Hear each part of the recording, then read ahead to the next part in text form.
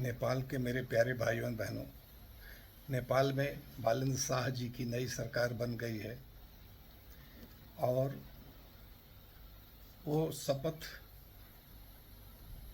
रामनवमी के दिन लिए।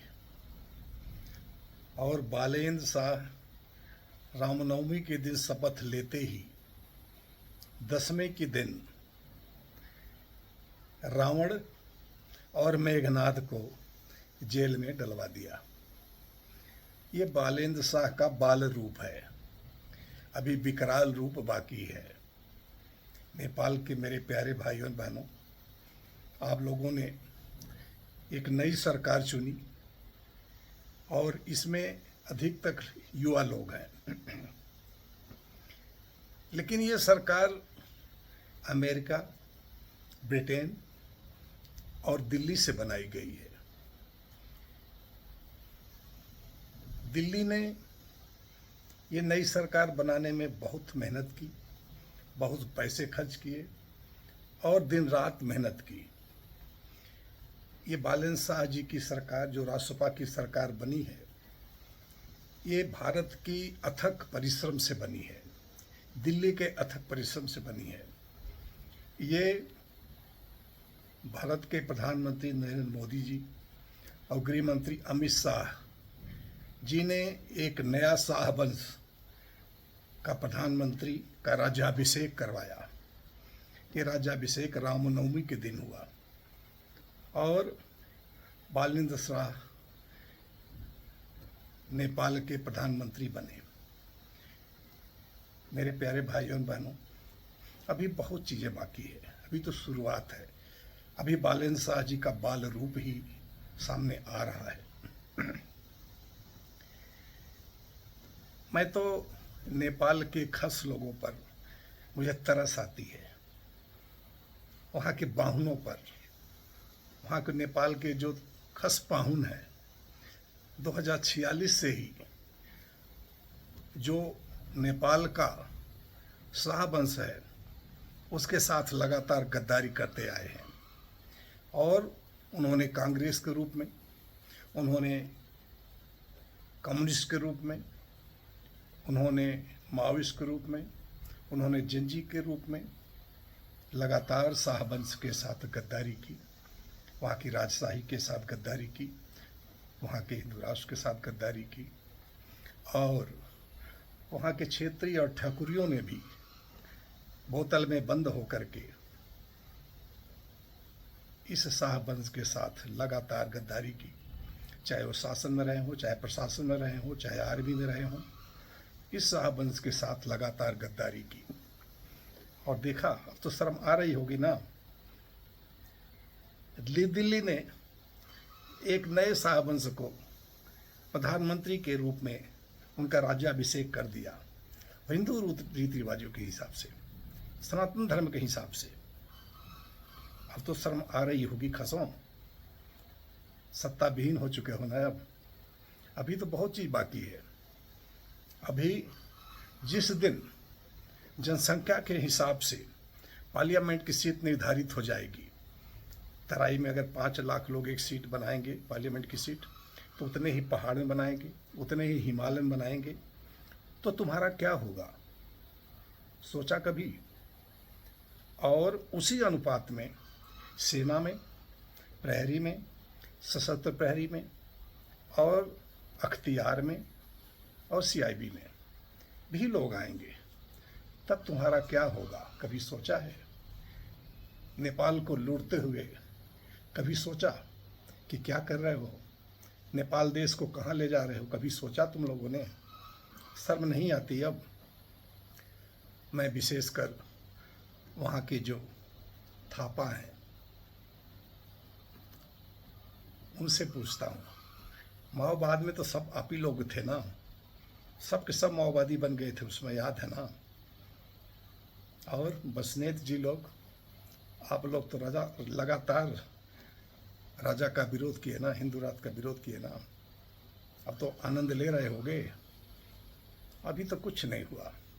अभी जब जनसंख्या के हिसाब से पार्लियामेंट की सीट निर्धारित होगी, तराई में, पहाड़ में, हिमालय में, और जनसंख्या के हिसाब से सेना में, प्रहरी में, सशस्त्र प्रहरी में, अख्तियार में और सीआईबी में, अन्य पोस्टों पर भी, तब तुम्हारा क्या होगा? सत्ता पहाड़ और हिमालय के बजाय अब तराई से चलेगी। बहुत पाप किया देश के साथ ना, बहुत गद्दारी की है ना। एक शाह वंश को तुमने बर्बाद कर दिया, समाप्त करा दिया। एक देश जो दुनिया के नक्शे पर चमकता हुआ देश था, सितारा की तरह चमक रहा था, तुम बाहुनों ने, खस बाहुनों ने और खस क्षेत्रियों ने पूरे नेपाल को बर्बाद कर दिया, हिंदू राष्ट्र समाप्त करवा दिया। वहाँ पर अब जिहादी और चर्च का वर्चस्व होने जा रहा है। आज जो सरकार बनी है, अमेरिका, ब्रिटेन की मदद से, CIA MI6 की मदद से दिल्ली ने बनवाई है, और दिल्ली में बैठे शाहवंशी नरेंद्र मोदी और अमित शाह ने अपने ही खास शाह वंश को ला करके राज्याभिषेक करा करके प्रधानमंत्री बनवा दिया। अब झेलो, आने वाली पीढ़ियां झेलेगी।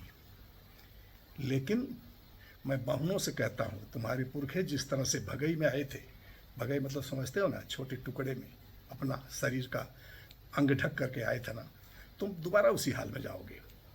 और ओली, जिस दिन आपने नेपाल का राष्ट्रगान बजते हुए मंच पर आंसू गैस के गोले फेंकवाए थे ना, और निर्देश को गोली से मरवाए थे, निर्देशों को, और तुमने पशु चिकित्सालय से पुलिस से गोली चलवा कर निर्दोष लोगों को गोली मरवाई थी ना, मैं उसी दिन बोला था, ओली तुम्हारा हश्र बहुत बुरा होगा, और 1 साल के अंदर ही हो गया।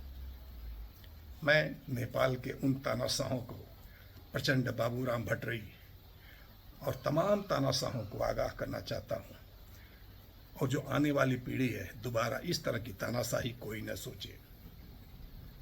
मैं नई सरकार से ये सलाह दूंगा कि जितना भी लोगों ने लूटा है, चाहे लघु वित्त के रूप में, चाहे